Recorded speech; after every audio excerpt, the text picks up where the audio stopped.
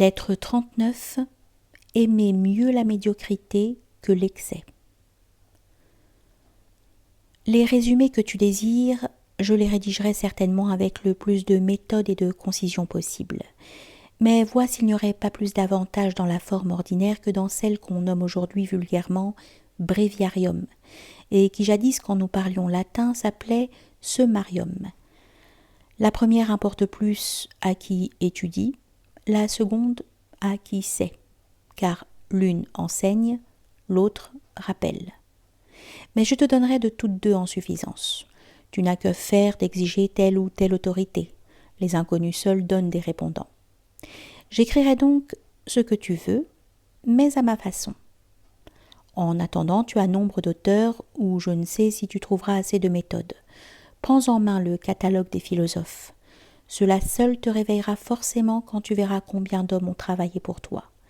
Tu désireras compter à ton tour parmi eux, car le premier mérite d'une âme noble, c'est l'élan qui la porte au bien. Nul homme doué de sentiments élevés ne trouve de charme dans l'ignoble et le bas. L'idée du grand l'attire et l'exalte. De même que la flamme s'élève droite sans qu'on puisse la faire ramper ou l'abattre, non plus que la retenir immobile, ainsi l'âme humaine ne repose jamais, d'autant plus remuante et active qu'elle a plus de vigueur. Mais heureux qui a tourné cet élan vers le bien. Il se placera hors de la juridiction et du domaine de la fortune, se modérera dans les succès, brisera l'aiguillon du malheur et dédaignera ce qu'admireront les autres. Il est d'une âme grande de mépriser les grandeurs et d'aimer mieux la médiocrité que l'excès. La médiocrité seule est utile et fait vivre l'homme. L'excès nuit par son superflu même. Ainsi verse les épis trop pressés. Ainsi la branche surchargée de fruits se rompra. Ainsi l'exubérance n'arrive point à maturité. Il en est de même des esprits. Une prospérité sans mesure les brise. Ils n'en usent qu'au préjudice d'autrui comme au leur. Fut-on jamais plus malmené par un ennemi que certains hommes par leur plaisir, par cette tyrannique et folle débauche que ne leur laisse quelque droit à la pitié que parce qu'ils subsistent jusqu'à ce qu'ils font subir, parce qu'ils subissent ce qu'ils ont fait subir. Il faut bien qu'ils soient victimes de leur frénésie.